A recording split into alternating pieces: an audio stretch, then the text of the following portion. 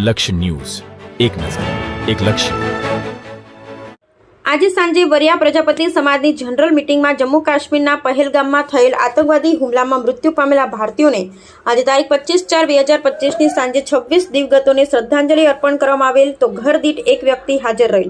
મૃતકો પરિવારજનોને માટે સંવેદના વ્યક્ત કરી તેમણે દુઃખ સહન કરવાની શક્તિ આપે તેવી પ્રાર્થના કરી. બ્યુરો રિપોર્ટ જયેશભાઈ મોરી, થાનગઢ.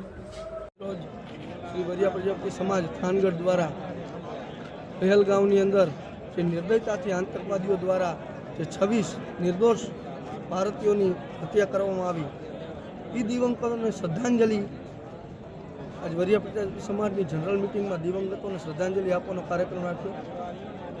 જે ક્રૂરતાથી જે હત્યા કરવામાં આવી એ કારજુ કંપાવી ઉઠે એવી દર્દનાક ઘટના હતી. તેની સમગ્ર સમાજ આ ઘટનાને વખોડી કાઢે છે અને દિવંગતોને પરમ કૃપાળુ પરમાત્મા દિવંગતોના આત્માને શાંતિ આપે અને એના પરિવારને દુઃખ સહન કરવાની શક્તિ આપે એવી સમગ્ર સમાજ વતી અમે પ્રાર્થના કરીશું.